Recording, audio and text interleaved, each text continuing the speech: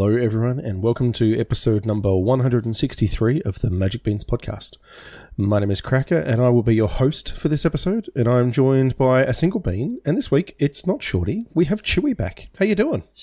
Good, mate. Strict upgrades to Shorty. I think that's fair to say, but he's feeling a little under the weather today, so I'm back.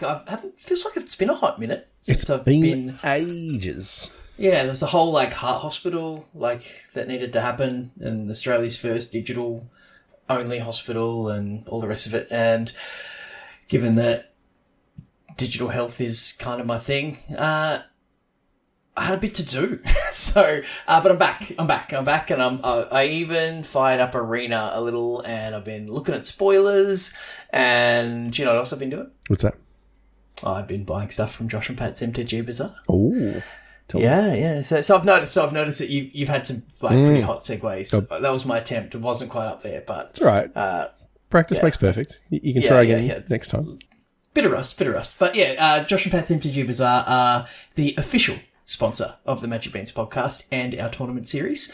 And they are a Facebook auction page where you can bid on physical Magic cards 7 nights a week. They have Win It Now posts as well as lots that they put up, and Pat's put up a post regarding the lots just this week. So if you haven't checked that out, go to jpmtgbazaar.com.au. That'll link you straight to the Facebook page. You can get that information. Pat runs giveaways. There's posts every night. There's primo auctions on the weekend. So get bidding, and when you do win an auction, please tell them that the bean sent you. Nicely done. Okay, so it's kind of all new stuff this week. We've got the release of March of the Machine upon us. The pre-release, I think, is actually this weekend, next weekend. I don't even know when the set comes out. I should probably know that. But there's the early access event coming up this week.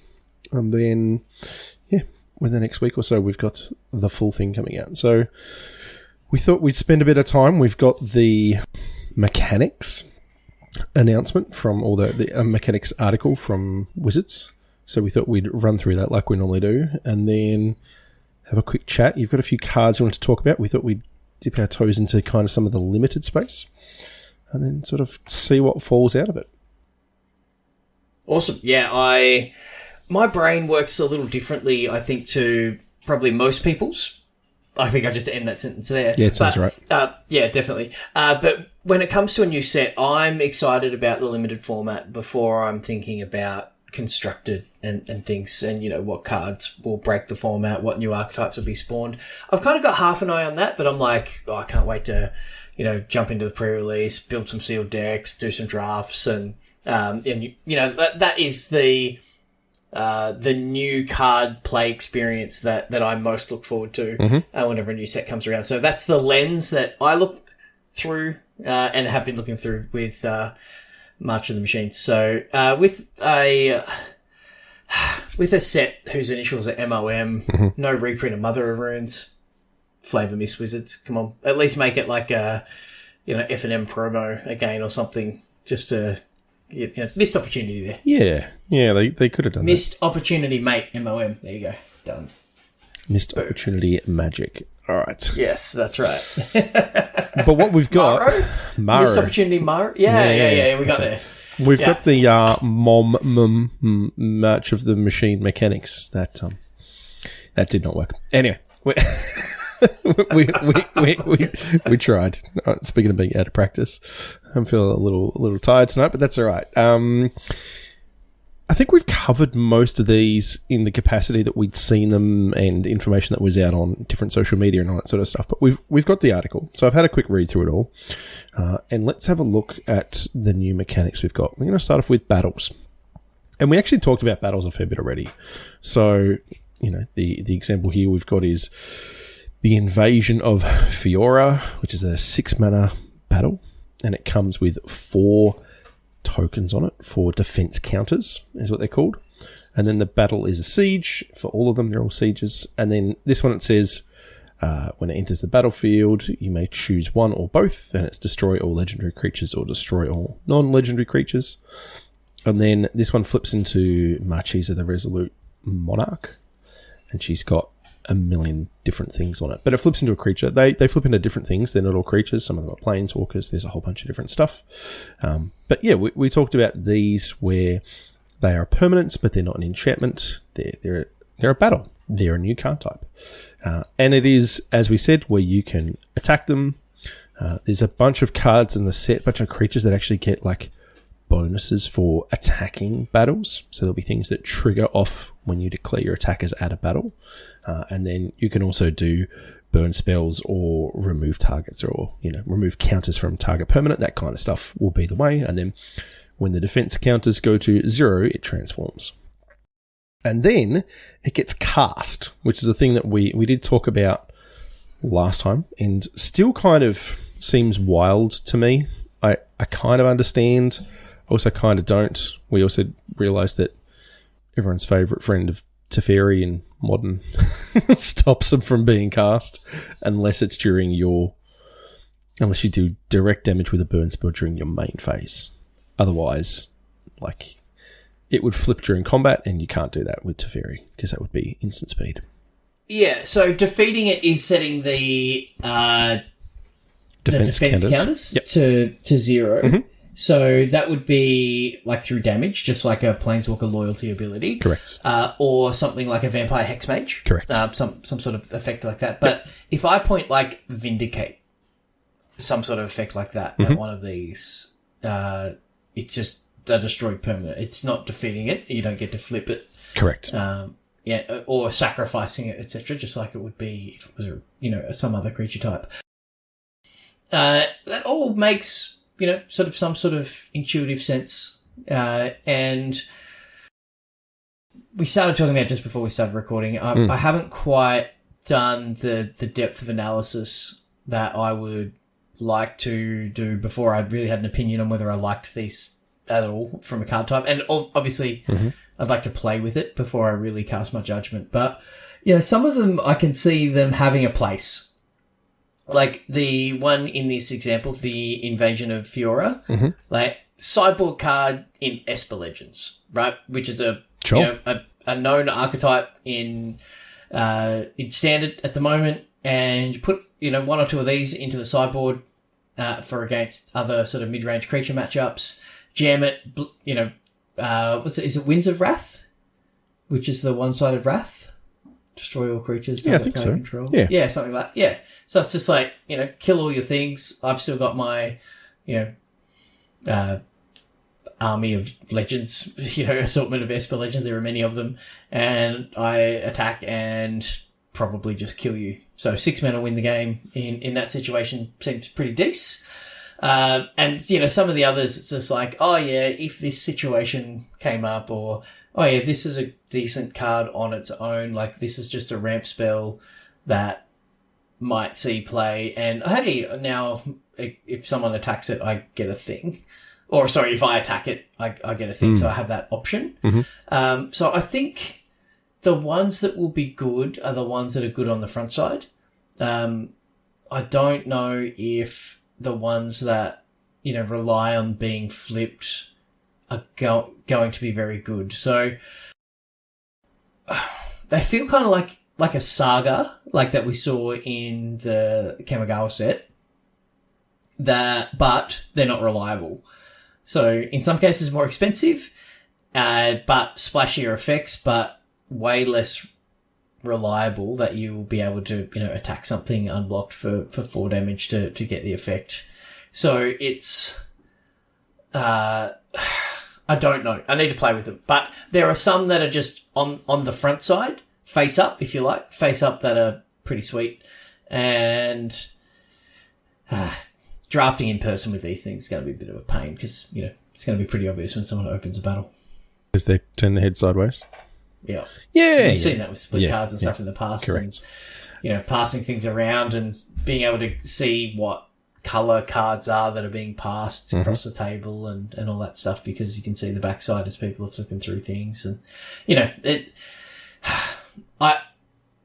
I think the double face cards work really well on a digital client. I don't love them for paper Magic, especially, if you've got to pull your pathways out of the sleeve and put them back. You know, if you're not double sleeving, you're opening your cards up for some damage. Anyway, it's a cool design space, but there's some dexterity, practicality things, and we don't have dexterity cards for that reason, but we've kind of pseudo-introduced dexterity. Yeah, almost. So, I mean, that's why they do checklist cards and things like that. But yeah, they're definitely a little awkward. I find these interesting because, like you said, they're not like sagas where they just keep happening, and they're also not like planeswalkers where you get repeated effects, and it forces you to take turns off dealing damage to your opponent, and that's weird. Right? Like, if you've got the Wandering Emperor in play, right, I know that I need to deal with that because that is repeatable, you know, value to you. You're killing my things or you're pumping out tokens. Like, that's an ongoing thing that the game has become about the Wandering Emperor now, right? And I understand that I have to forego damage now to you most of the time, not always. Sometimes you skip it, but most of the time you want to just deal with the planeswalker on the other side. Yeah. But battles make you do the same thing, but they're not representing ongoing value to your opponent or you until you kill it. And then, yeah, I don't know. They're really weird. For me, it feels like they're only... And, sorry, I'll start that sentence again because, you know, people will point out how wrong I was. So I want to make sure that people casting dispersions on my opinion retrospectively are coming from a place of knowledge. The cards that are only good on their backside or are really powerful on the backside, if you can attack in unchecked and deal damage, you're probably already winning. So they feel a little bit win more. The good ones, the ones that'll see play and the ones that'll be effective are the ones that are good cards on the front side. And then there may be a situation where you go, you know what? I'd like a 3-6 minute death touch now. That's exactly what I need. And it's worth forgoing an attack with my, you know, whatever, Angel. Rafine to turn this on. And it gives you that option and you've got to do the math and things like that. But the majority of the time, you just got to think of them like an enchantment with a comes into play effect or something like that. Yeah, a sorcery that sticks around and gives you options later, that sort of thing. So, yeah unless there's a way to remove the counters more efficiently, right? Like not having to deal combat damage or like burnt point on all spells. X-Mage effect, yeah, right? If there's that kind of thing that is mana efficient enough and has enough other utility, like if you can use it to kill planeswalkers or whatever, then I think the backside becomes more interesting and you can kind of reevaluate. The other thing about these is proliferate is still a thing, and you 100% can proliferate onto your opponent's stuff. So if you're casting spells that proliferate your things, you can absolutely put more counters on their battles to make it harder for them to get the counters off it. Yeah, exactly.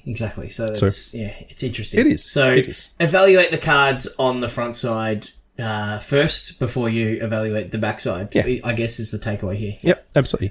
Yep. Speaking of that, we have transforming double-faced cards, and I think it's pretty much the same. We talked about Elish Norn last cast. She seems powerful. Busted. Yeah, I mean, you know, it's Elish Norn. I don't know. Yep. I don't know what else to say. They're all real good. So same effect, well not the same effect, but there's a activated ability on these where you pay a mana cost. In this case for Elish Norn, it's 2 and a white, and then it also says sacrifice 3 other creatures. You exile Elish Norn and then return it to the battlefield transformed under its owner's control. Activate only as a sorcery, and then Elish Norn actually is exiled into a saga. But there are other creatures that exile into bigger creatures, Phyrexian versions of themselves, that kind of thing. So that's, you know, stuff we've seen before, that kind of effect. So I don't think that should catch anyone out particularly. No, and they seem fine. Like, you know, all of the double face cards, except for the, you know, having to pull them in and out of your sleeve. Mm-hmm. But, you know, they seem appropriately costed. So, you know, if you remove the bottom paragraph of these cards, they're a fine Magic card. And then you add in that extra utility and the recursion that you get out of them. They're pretty great. Mm-hmm. And they're kind of the next evolution of Nicol Bolas Planeswalker, which is the first. Yeah. Is that the first flip? No, because we had all the flipwalkers, like the Origins, Jace, Vryn's Prodigy. Yeah. We had to meet those conditions. And those things. So they weren't ones that you could pay mana and flip. You had to just meet the game conditions. Correct. But certainly Nicol Bolas Ravager was one of the first ones that I can think of that was like that. Where but there was like a 7 mana Planeswalker before that. Or maybe I'm thinking of Ravager that turned into the 7 mana war. Yeah, anyway, yeah, I think you're right. Yeah, Bolas, he was 4 mana, but then you paid 7 to flip him into the Planeswalker version. And then he was like a complete house. Yeah, really strong. Yeah. As you would expect. You spent 11 mana. Correct. But yeah, it's correct. So yeah, these seem really good. Like these will see some constructed play. I think in standard as they currently stand, where there's a lot of like sorcery, speedy, haymakery type effects going back and forth, the flip as a sorcery is going to be less of an issue than you might think.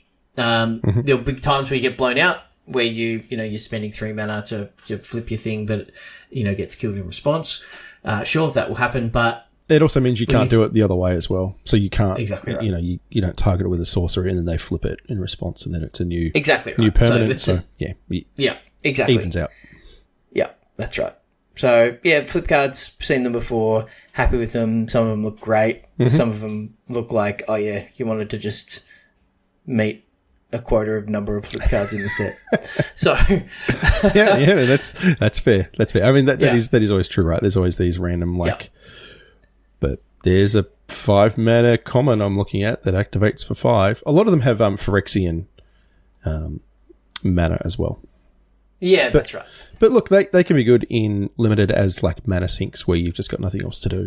You can upgrade your creatures and stuff. Like sealed, especially where sealed's often a bit slower than than draft, and certainly constructed. So you get more opportunity to do that stuff. You're looking for mana sink. Yeah, 100%. Yep. Okay, so we have another new mechanic. This one is called Backup. So the example we've got here is a card called Boonbringer Valkyrie. It is 3 white for a 4/4 at rare. And this is an Angel Warrior. So we've got Sarah Angel. It has the keywords Flying, First Strike, Lifelink. Sarah Angel? No. Baneslayer. Sarah Angel was Flying, Baneslayer is the one I'm thinking of. Yeah, so this is kind of an in-between. Yeah. And 5 mana, 4/4, Flying, First Strike, Lifelink. I mean, done. Like, first pick. Yeah. And is it constructed playable? Probably not. Might need an extra line of text. Maybe. Well, it's got an extra line of text. So this is Backup 1. And so Backup always comes with a numerical value, and it's a enters the battlefield trigger. So it says, when this creature enters the battlefield, put a +1/+1 counter on a target creature. If it's another creature, it gains the following abilities until the end of turn. So the following abilities are Flying, First Strike, Lifelink. So it is the keyword abilities that this creature always has. So you can either have this come in as a 5 mana 5/5, or you can have it come in as a 5 mana 4/4, and then put a +1/+1 counter on another creature you control, and until the end of turn, that creature will gain Flying, First Strike, Lifelink. At the beginning of the next turn, it keeps its +1/+1 counter. It's a permanent counter, but it loses those abilities again. So you can kind of use it as a combat trick thing, sort of. And there's like Backup 2 and things like that as well. So it's good because it's not a dead ability if this is your only creature, right? Yeah. That's like the floor of this is a 5 mana 5/5 Flying, First Strike, Lifelink. like that's the fail case. Yep. So seems good in, looking at just the Boombringer. Mm-hmm. But it feels like a really good way to force through damage where you have a bit of a board stall and, and you can make your 4-drop bigger and get in and get some extra damage in, and then the next turn you've got your 4/4 flyer. So I like this sort of that white mid-range type card or the top end for a white aggressive deck, and we've seen the white decks going a bit bigger over the last little bit in standard especially. So cool effect and a cool way to sort of represent, I've got someone here to help. Yeah. And they're going to have an immediate impact, but then I've also got the person that was here to help, sticking around as well. So I think this is a cool mechanic. I think this is a hit from a design flavor perspective, and there's some cool cards with backup. I like them, and counters are great. Yeah. Did you know there's now a 2-card combo in standard with this? Oh. Yep. It's not janky at all. Okay, so first of all, you need the new Yargle. the 18-6 Yargles come to Bargle, whatever that thing is called, Yargle and Multani, I think it is. Yeah. And then there's another one of these backup creatures, and I can't remember what it's called, but it's got backup 1, and it's like pay 1, sacrifice this creature, it deals damage equal to its power to, any target. Oh, so you fling Yargle. So you fling Yargle for 19, and then you can fling the other creature as well. So, got him. If you do that, please clip it and send it to us. If it looks like you're going to get to pull that off in some weird format, fire up the old screen capture and then let us see it, please. That'll be awesome. Yeah, that would be very cool. I did a cool thing in Tinker's Cube where I evoked a Moldrifter. Oh, yeah. And with the evoke trigger on the stack, I flashed in an Elder Deep Fiend. Oh, nice. I drew a lot of cards. It was pretty cool. So, and tapped them down and got it and killed their Planeswalker. And, anyway, Tinker's Cube's very fun. If you're, over standard waiting for these new cards to come, jump on, play Standard's greatest hits, everything. All right, we'll get to your Cube. We haven't finished with the battle of the cards. It's Cube. New cards, whatever. Cube. No, okay, all right. What's next? Next, we've got Incubate. So we've talked about this before as well. So Incubate is, funnily enough, it's the first of its kind, and it is a double-faced token. Because of course it is. So it is... Well, we haven't had one of those before, so yeah. No, we haven't. So there's going to be a bunch of different ways that you can incubate. They will come down with X +1/+1 counters on it, depending on what the effect is. So the example here is Traumatic Revelation. Target opponent, it's a sorcery. Target opponent reveals their hand. You may choose a creature or battle card from it. If you do, that player discards that card. If you don't, incubate 3. So you create the token with 3 +1/+1 counters on it, and then you pay 2, transform this artifact, and it transforms into a 0/0 Phyrexian artifact creature with that many +1/+1 counters on it. So in this case, it would be 3. So this is either I'd say 2 mana 3/3, but that's not quite true. It's a 4 mana 3/3 or a discard effect. At common. So it's... so Incubate 3 isn't making 3 individual tokens. It's 1 token with 3 counters. Correct. Yeah, and then it's 2 to transform, which is just like to sack a food or to bust a clue open or things like that. Yep. So there's some consistency there, which is great. Mm-hmm. And it becomes a creature. Okay. Yep. Like 2 mana and you can do that instant speed. You can do that one at instant speed. Yeah.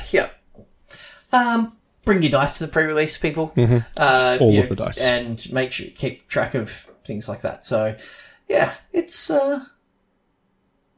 interesting. I think these are going to be like food. Not as busted as food in terms of like some of the payoff, but they will just be tacked onto stuff, right? They're just going to be around, and you're just going to end up with some extra random 1/1s and 2/2s. That seems good. You may pay an extra mana on the front side, but, threat of activation. But you've also got the card that generated them, right? Correct. So, yeah, exactly right. Yeah. So, yeah, I think. And Adventures taught us that where, if you've got an extra mana or some conditions on a particular card and you go, oh, this isn't very good, but it's like, hang on, it's actually 2 cards in one. It's, often very real viable. strong. Yep. Yeah. Okay. And the last thing they've got here is not actually part of the main set, but with the commander decks that are coming as part of March of the Machine, they've got Plane Chase cards in them. So, if you've played with Plane Chase before, you'll know what that does. If you haven't, I suggest you look it up. They are weird. They exist as almost like a world enchantment sort of thing where the example here is... they add a condition and an effect on the game. I've actually got the set of the OG Plane Chase, and I played it once. I think I've played it once or twice in a commander game. It's the concept seems cool, but it's I don't know. Like, we don't get to play often enough to be looking for that extra point of difference. Like, when we get to play, we're just happy to play because, we haven't in person for some time. So, Exactly right. If you're a regular at your local game store playing with the same group each week with the same set of, decks and things like that, this just adds a little bit extra of creativity, restriction, a little bit of spice. Keeps it interesting. So, cool. They will be fun. All right, so that's it. That is all of the mechanics to talk about, which seems like less than normal, but well, there's some evergreen ones like that are popping up that solidifying themselves as being evergreen with Convoke and probably some scries in there somewhere. But that's just part of Magic now, I guess. Yes, that is correct. Convoke isn't an evergreen. It's a what's the term? Deciduous, I think, is the other one they use, where it's not like trample and flying. It's not in every set, but it's common enough that they'll bring it back kind of whenever they feel like. Okay. Anyway. That makes sense. All right. So the next thing we thought we'd kind of talk through is, like you said, your approach to Limited. Just a little bit. We thought we'd kind of get into it because trying to predict standard or modern cards right off the rip without playing anything is super hard, and we're just going to make mistakes. Apart from the super obvious ones, the Phyrexians and things obviously seem really strong, but without playing any of the battles or any of that sort of stuff, we don't know. So we thought we'd start with the uncommon signpost cards, which we tend to talk about when a new set comes out because they tell you what you should be doing. And I've heard a bunch of people like Sam Black, who is a really, really creative deck builder and also limited aficionado.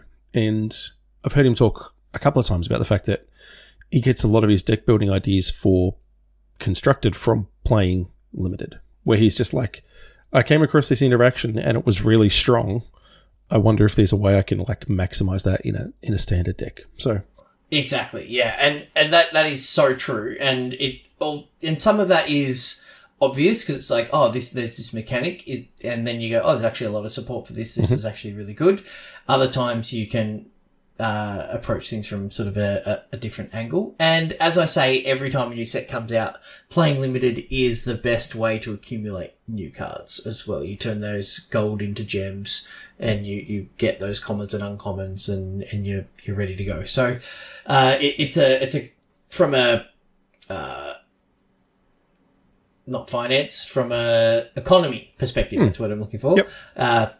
It's a really good way to play cards. So you play constructed decks and you accumulate your gold by doing your quests throughout the season, cash those in on your limited sets, playing limited throughout the season, build up all your cards. Once you got that card collection, that gives all of the people that are really good at building constructed decks time to figure out the format. Then you can go, okay, this is what the format looks like. Now I want to play, rather than spending all your wild cards on things that you're excited about that turn out not to be great. And then you're kind of stuck. So I'll like PSA every single time a set comes out. I need to say that. Yep. So, yep, for sure. Signpost uncommon. So we've got 10 2-color uncommons that kind of, speak to what that colour pair wants to be doing in limited, potentially constructed. So, I thought we'd just, some are clearly better than others, but I thought we just might run through the list briefly, share some thoughts on them. First one that I've got here, I went with green-white because I know that is your favourite colour combination. It's the best. It's the first thing that you want to play. This card actually looks alright. So, Botanical Brawler, green-white, for a 0/0 Perfect. Elemental Warrior Done. with Trample. Okay. GG's. Yep. Botanical Brawler enters the battlefield with 2+1/+1 counters on it. Oh, okay. Yep. When one or more counters are put on another permanent you control, if it's the first time a +1 counter has been put on that permanent this turn, put a +1 counter on this. So, this obviously tells you that green and white, the Selesnya colours, want to be throwing counters around. So if you think about Incubate, right? So it says permanent you control, not creature. So every single, this thing can get absolutely huge, and it's got Trample. So it comes down early, 2 mana, 2/2 in your green-white deck. Exactly what you want. Challenging to cast potentially because it's specifically green and white. But if you hit this on turn 2 and then start generating +1 counters, things that move counters around, some incubation and things, this thing is 5/5, 6/6 in the first couple of turns and putting a lot of pressure on your opponent. So it can get out of range of the burn spells in the damage based removal in the format, and it can very quickly become the biggest creature on the board, which is pretty great. So I think this card's, as long as the support is good, this could be a really good Magic card in March of the Machines Limited. No, it actually seems really strong. As much as I like to troll about Selesnya, it doesn't speak to me, but I mean, +1/+1 counters is a thing it does exceptionally well. And this will get out of hand if you let it. Yeah, absolutely. Now, one that's actually a bit more in your wheelhouse, and you probably want to talk about a little bit more. Joyful Storm Sculptor. Yeah. So it's 3 blue-red. Surprise, is it? For a creature human shaman, it's a 2/3. When it enters the battlefield, create 2 1/1 blue and red elemental creature tokens. It says, whenever you cast a spell that has Convoke, Joyful Storm Sculptor deals 1 damage to each opponent and each battle they protect. So this is kind of covering off 2 themes here with 3, I guess. It's like a go wide token strategy, right? It's 3 creatures for 5 mana. So it is, 4 power and 5 toughness across 3 abilities, which is pretty good. Yep. Convoke, giving you extra bodies for convoking, is pretty great. And then pinging battles as well. So it says to each opponent and each battle they protect. So remember, when you cast a battle, you effectively give it to your opponent to protect, and you are trying to deal damage to it. So it's kind of, we're talking about flipping battles for free or incrementally. This is a good way to go about doing it. So yeah, and we've seen Stoke the Flames. We have 4 damage removal spell with Convoke. Be spoiled. This taps 3 of them. Yep. Right. Taps for 3. So you need this card and 1 mountain. So, this is fine.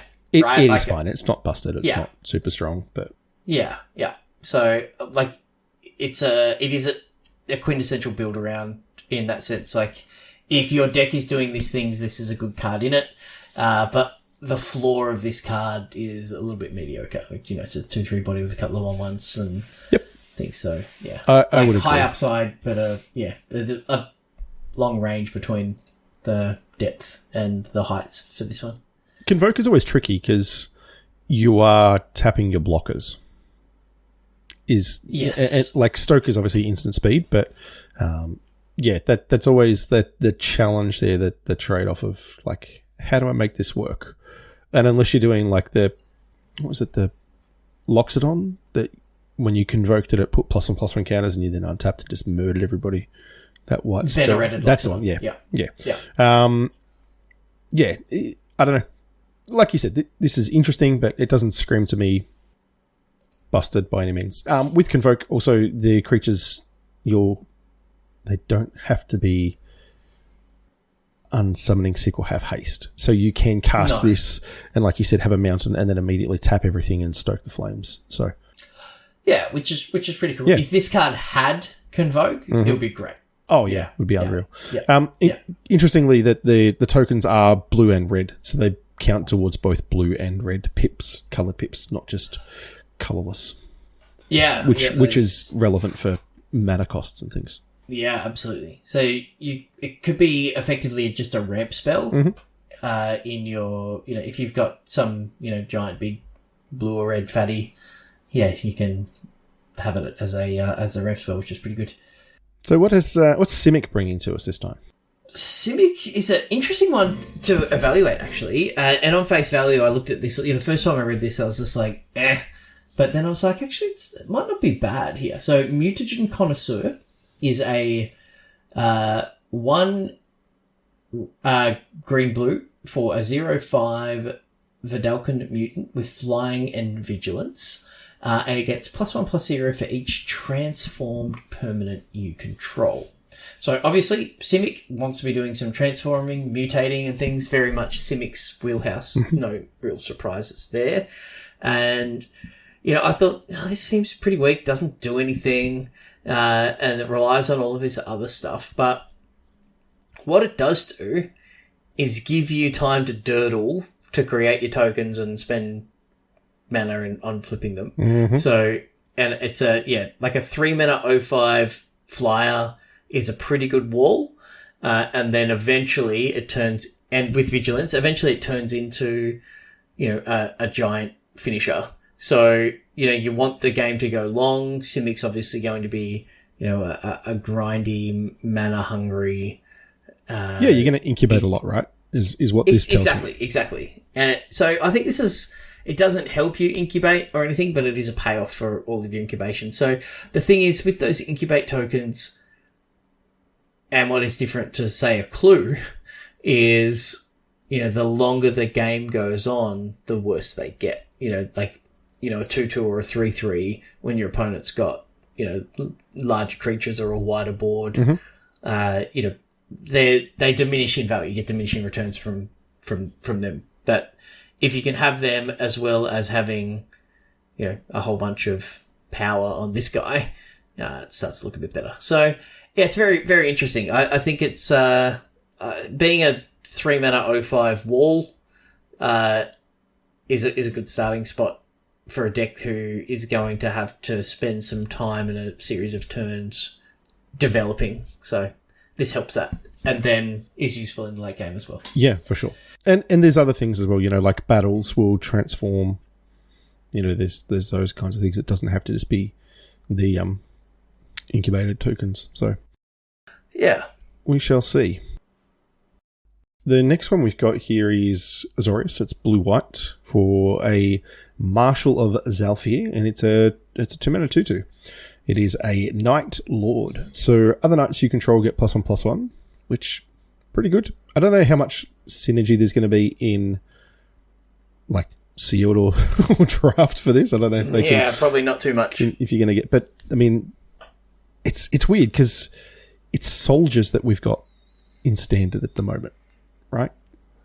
Not knights. Yeah. It's there's not too many knights. There's some sneaky knights around, but not the density that we had, a few sets ago. Yeah, but knights are also like red-black last time we saw them. Yeah, I played Mardu Knights as like my on my mobile best of one deck for a while there. So this is kind of different. It is, but this does have an activated ability. So it is blue. Makes it playable. Yeah, it does. It is blue-white. Tap and then tap another target creature. If you haven't played against tappers before, they're really annoying.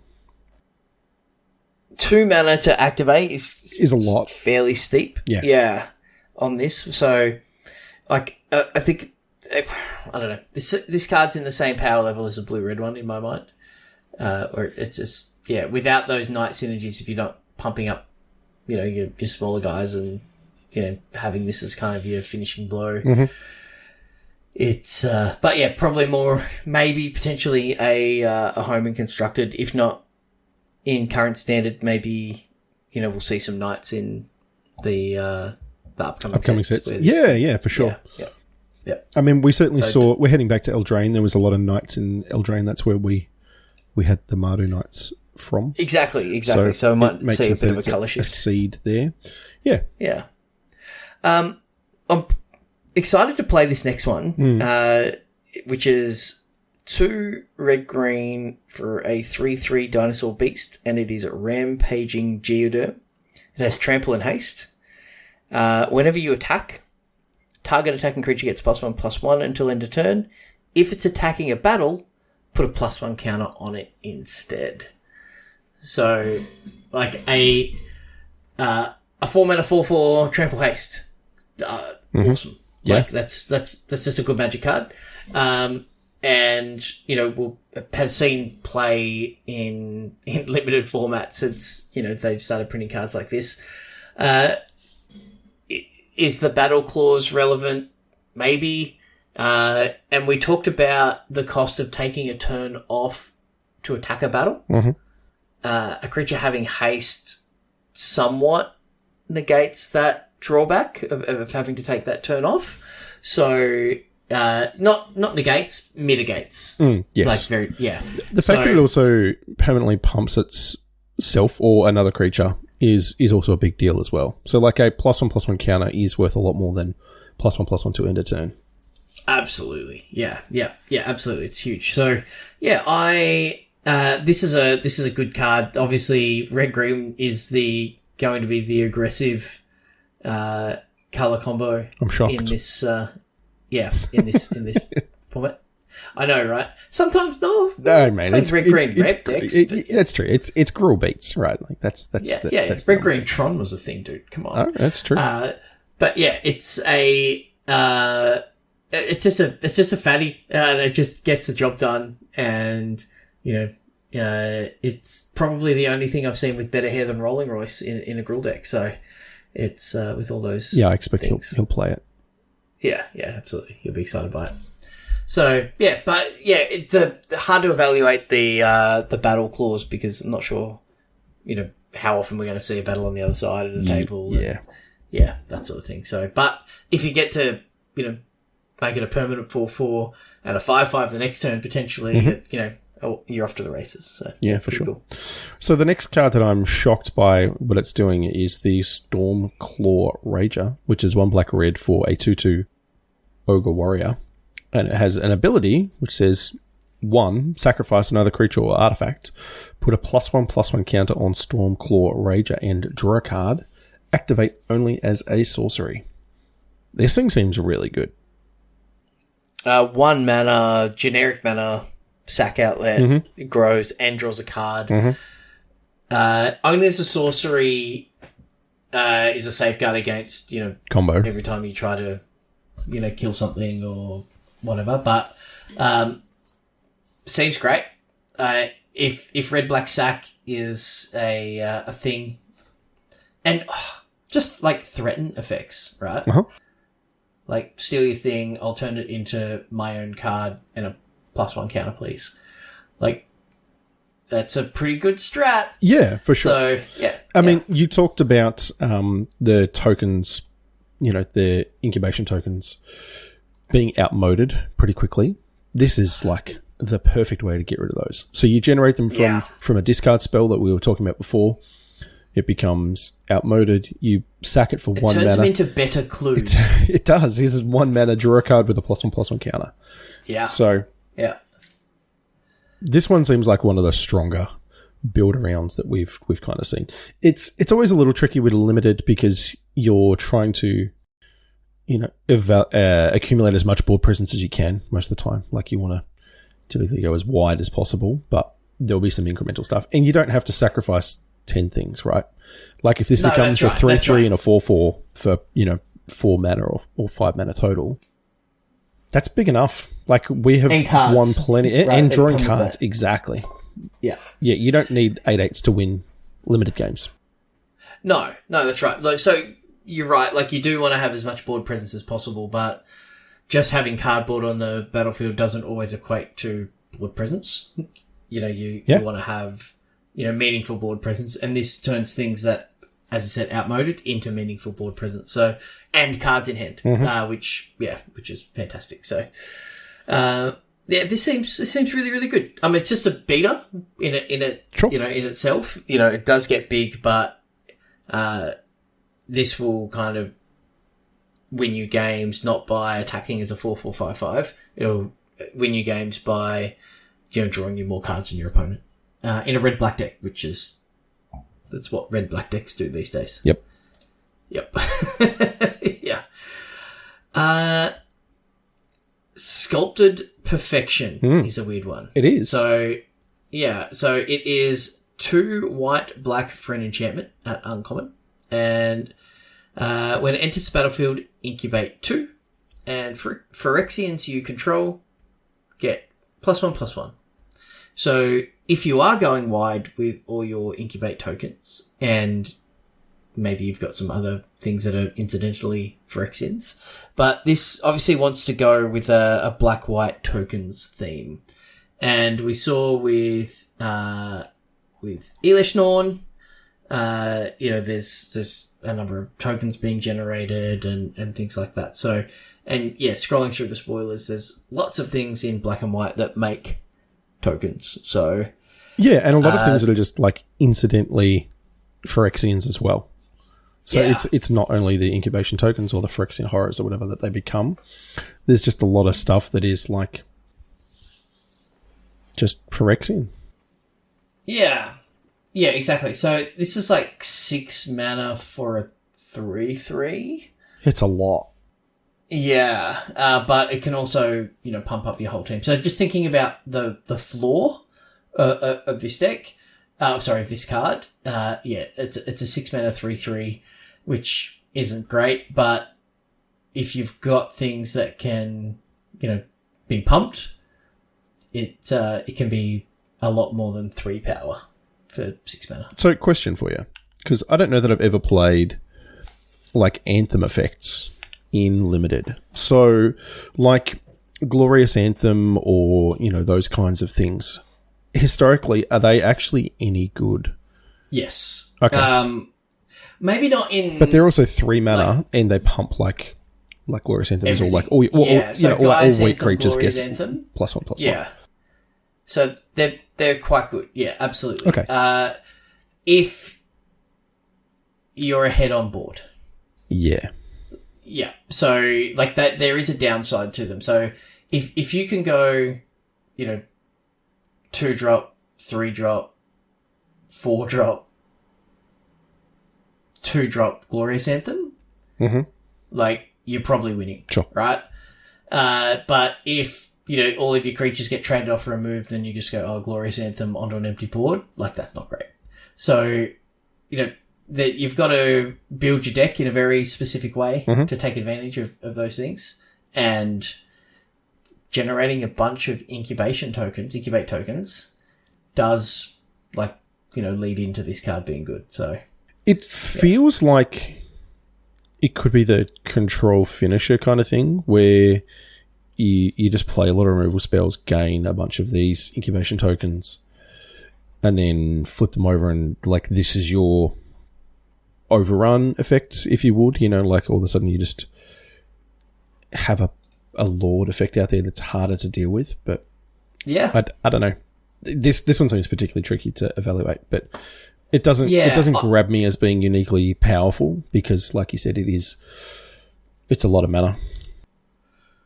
Yeah, for something that is necessarily right. going to pump everything on your side of the board. So, okay. Aggressive cards though. Yeah, we've got the Mirror Shield Hoplite, which is white-red for a 2/2 human soldier. It has vigilance, and whenever a creature you control becomes the target of a backup ability, copy that ability.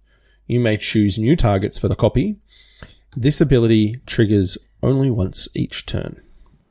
So the first time you bring backup, this thing gets doubles it, panharmonicans it. Yeah. So first thing that comes to mind is Tom Cruise in Legend with the shiny shield with the mirror shield. So fighting Medusa. Okay. Yep, exactly. Sure. Yeah, exactly. Yeah. Yep. That's a throwback. I mean, I don't think the people that listen to our cast are... Actually, they're all kind of old like us, aren't they? Yeah, exactly. So, and if you haven't seen Legend, like, pause the cast, go and watch Legend. Okay, now you know what I'm talking about, and it's awesome. Thank you. Right. Now you can always get it confused with Neverending Story in your mind like the rest of us do. Yeah. Right. If you haven't seen Neverending Story, pause the... No. Vigilance seems meh on this card. Like, I don't know. They needed to tax an extra word onto it, but a 2 and a 2/2 with Vigilance seems underwhelming. Well, kind of, because it's like the heroic thing, right? So if you cast a card that has battle and you target this, then it gets a +1/+1 counter. In addition to whatever, like if you've got the angel that we were talking about before, then it gets like flying, first strike, lifelink for that turn as well. And then it does that again on something else. So, well, it could be a 4/4, right? In that sense. Yeah, okay. Yeah, yep. Yeah, because exactly. It triggers twice. Yeah, exactly. So you can like target, the angel can target itself and then it can target this, or it can make this into a 4/4. So like if you are using it to, I mean, if this is on the battlefield, then you're better served most of the time targeting this thing at least once, right? And it doesn't say that you have to target this either. So no, it's whenever a creature. Yeah, correct. Yeah. So, which is really good in that respect. So, I get what you're saying. You know what? It's good. It's because you can attack, and then it can also back up and defend as well. No, I knew there was something coming. I just wasn't sure what it was going to be. I got like 50 minutes in before I made. No, it's good. That's got to be some kind of record. You've done well. But yeah, I don't know. Red, white, aggressive decks in limited, but maybe there's some kind of standard deck if there's enough density here, but I doubt it. I don't know. I'm not too excited. I don't know, man. Like 2-mana 2/2s are just good sometimes in limited. You can just get people dead with them. Vigilance, there's equipments, there's swords and stuff. There's always ways to punch damage depends through. On the context of the support. Yeah, correct. Yeah, yep, exactly. No, that's fair.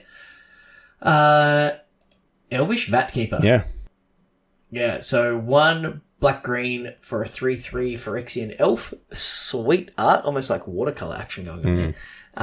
Elvish Vatkeeper enters the battlefield. Incubate 2. Mm-hmm. Transform target incubator token you control for 5 mana. Double the number of counters on it. Yes. Yeah. Like Abzan or Golgari. No, what's the blue? Add blue to the. What's that wedge called? Sultai. So in my mind, I just call it Bug. It was Bug it was for like a decade for me. Yeah.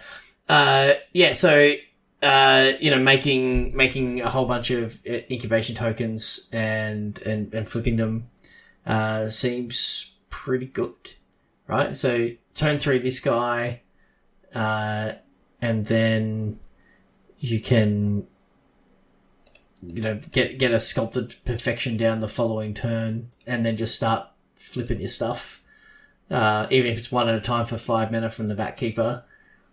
And then because you're, making them so much bigger, they are going to get very, very big. And, this guy comes, it's a 5 mana 3, 3 mana 3/3, but for 5 mana, he's a 5/5, effectively, with the transformation of that artifact. So yeah, the transformability seems kind of almost like flavor text. That's a lot of mana to activate.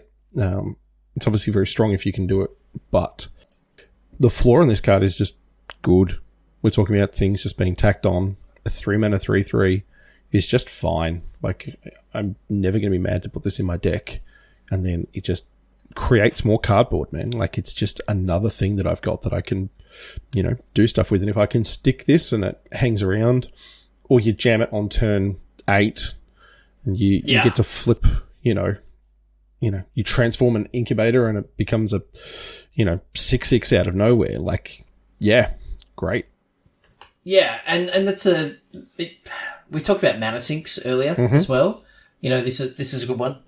So yeah, I think this card's good. Yep. I'd be excited to play this one in limited. So me too. It's great. I'll tell you which one I'm not excited to play in limited. It's the next one. I'm excited about this card in general, but this is Halo Forager. So we talked about this last week. It's 1 blue-black for a Fairy Rogue, and it is a 3/1 flyer. I love rogues. This seems great. It's got an E. When Halo Forager enters the battlefield, you may pay X. When you do, you may cast target instant or sorcery card with mana value X from a graveyard without paying its mana cost. If that spell would be put into a graveyard, exile it instead. It's a 3-mana 3/1 most of the time. Yeah, a 3-mana 3/1 flyer is a good card in limited, right? 3-power flyer. Yep. Yeah. And then if you get to, pilfer something because you cast it on turn 6 and, you get to take a removal spell, copy a removal spell or something, then that's amazing. But if you ignore the massive block of text on this and go 1 blue-black flying 3/1, I'll put that in my limited decks. Sure. Yeah. I agree. It just doesn't excite me in limited like it would in constructed.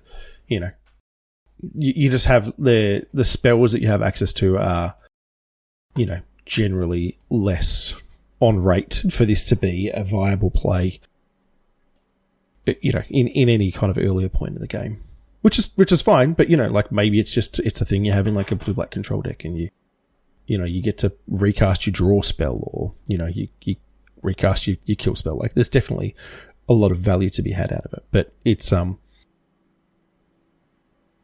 yeah. But even if you're getting like what's a common here, Moment of Truth. So you can cast this thing on turn 5. You have your 3/1 flyer, and then you get to recast Moment of Truth. Look at the top 3 cards of your library. Sure. Put one of these cards into your hand, and one into your graveyard, and the other on the bottom. Right. So Moment of Truth is a good little card on its own, and if you've cast that on turn 2 or and then into this one, you're doing it right. So it's all right. Yeah, it's not horrible. It's not a bad card. And is there like a 2-mana black removal spell? Almost always. Pylon's got Convoke. It's also rare. Yeah, I'm just seeing what we've got to cast off this. Glistening Deluge is a sorcery, but you don't want to give all creatures -1/-1 when you get a 3/1. Final Flourish, 1 and a black instant. Target creature gets -2/-2 until end of turn. If the spell was kicked, which you have to sacrifice an artifact or a creature, and you might have an incubate token lying around, creature gets -6/-6 instead. So, on turn 5, if you can go kill a thing early with Final Flourish, and then you can, pick something else off on turn 5. So, like you said, it's not exciting, but it's not horrible. No, it's not horrible at all. It's totally playable, but it's not game breaking. Yeah. Yeah, and I guess it's probably one of the least build aroundy kind of cards out of all of them. Yeah, it's just a card. You're just going to have removal spells or card draw in a blue-black deck. That's just what you do. So, cool. Well, that's the main. That's the 10 kind of signpost uncommons. One of the other things that we talked about, and you said, I don't know how often I'm going to see battles on the other side that being cast. I think a lot, because I just counted, there are 20 uncommon battles. Yeah, right. That okay. are either in mono or multicolor, and people are just going to try them, right? Like, I don't see how you don't. Well, you don't know if they're good if you don't. Exactly. So, yeah. Exactly right. Yep. So there's a lot. We're not going to go through all of those now. If you are keen, because that's way more than I want to be doing. Yeah, there's definitely a lot to them. It'll be interesting to see. Oh wow, I was just reading the invasion of Kaladesh actually turns into a legendary vehicle bird thing. Anyway, there's a whole lot here, and you're most welcome to try. And we're not, they're super strange to evaluate, right? Like Planeswalkers are hard, Sagas were hard, and these are just like a whole nother level of difficulty to try and evaluate. So yeah, and at the moment, I'll reiterate what I said at the start. Look at the front side first. Mm-hmm. That's it. If the front side's really weak, but the back side's busted, like there's a reason the front side's really weak, and is it worth it? Are you actually going to invest the mana, take the turn off to invest the mana, and then take a turn off from your attack step to get that? Is that actually worth it? So it's the real question on these. And looking at all of the uncommons, there's only one that's got 3 counters on it. All the rest have got 4 and 5, and that's a huge amount of damage. That's like a quarter of your opponent's life total in some cases. So it's like, is the upside of that good enough?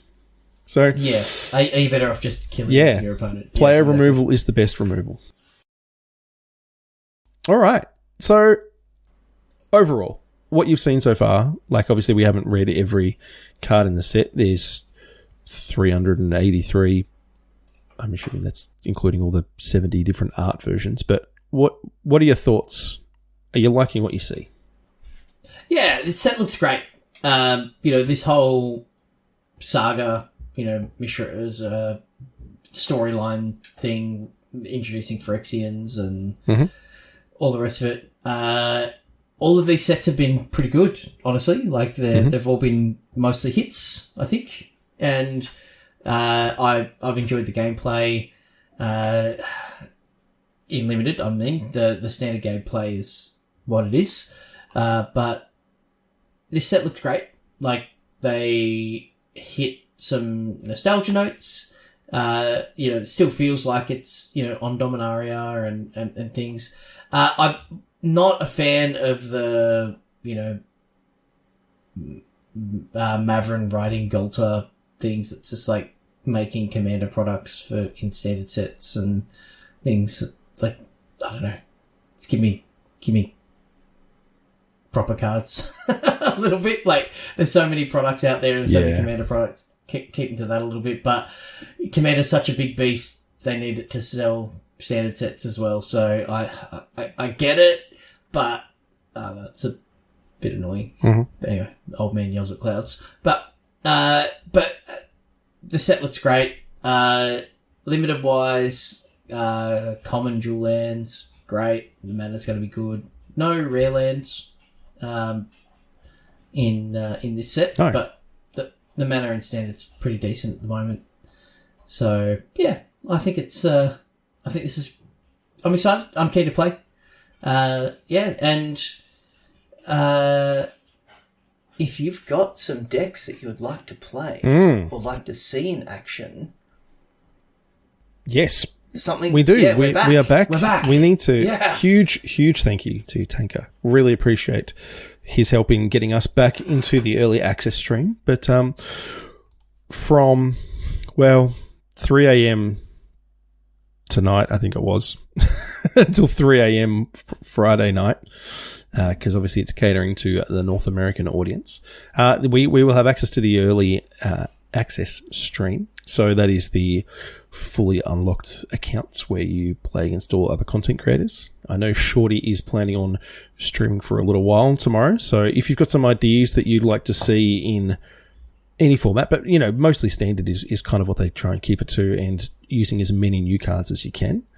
Give us your ideas, whatever spicy brews you're keen to check out, whatever things you think look sweet. I'm sure Shorty will have some ideas and do some brewing as well on stream. And yeah, come check us out. So we will definitely be on there. And if we're not streaming, we know Tanker is going to be as well. He's, a great content creator along with us, and we really enjoy what he's doing. So make sure you go and check out their stream as well, and give them the love and support.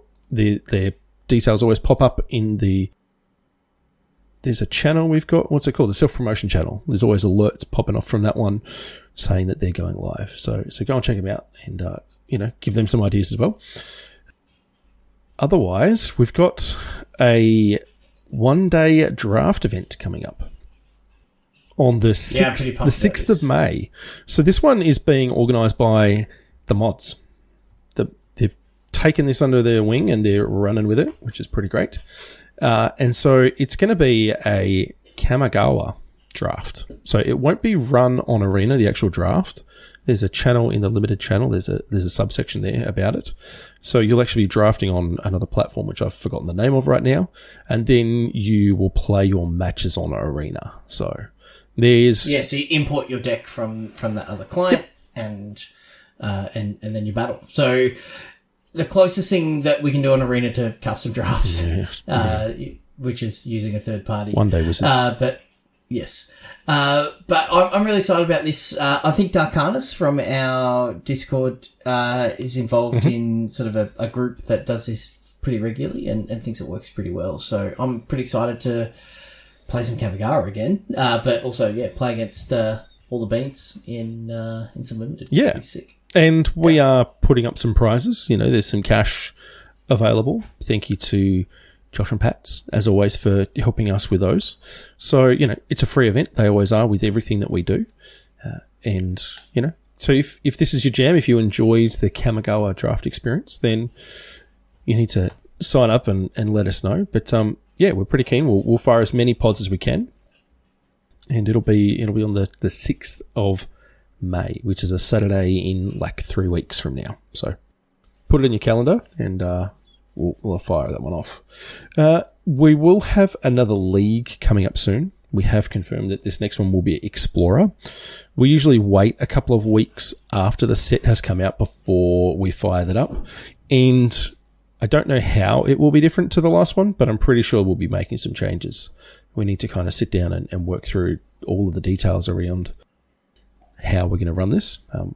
We loved all the feedback that everyone gave us from the last league. It was, the first time we tried it like that. And there were some really constructive, notes that we got from everyone. So thank you for that. And we will let you know where to sign up and how when we've got all that sorted out. So please, keep an eyes out for that. And have a think about what cards you want to play in Explorer out of this new set, because there's some good ones.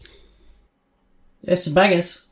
Apart from that, I think it's all just the usual stuff, where if you want to find us, the best place is just magicbeanscast.com. That's got links to everything, but otherwise we're on Facebook, YouTube, Twitch. Like I said, we'll be streaming tomorrow, so come check out Shorty and see what nonsense he gets up to. Otherwise, thank you again to Josh and Pats, jpmtgbazaar.com.au. They support us and let us put on these sweet events with, cash prizes for you. Otherwise, if you wanted to support us directly, you can do that through our merch store. You can buy, playmats, t-shirts, hats, mugs, whatever it is that you like. We've got a Redbubble store. The best way to check that is through the link on the website. And otherwise, it's the Discord. That is kind of the best place to be involved in all of this stuff. We've had, people talking about the new set for every new card that comes out that gets previewed. Someone's got, an idea about it or something to talk on. So come hang out with us there. Otherwise, if you wanted to chat with me on Twitter, you can do that. I am at JoelHill_. And Chewy, you are? At ChewyMTG. Thank you, everyone. Appreciate you hanging out with us, and we will catch you all next time.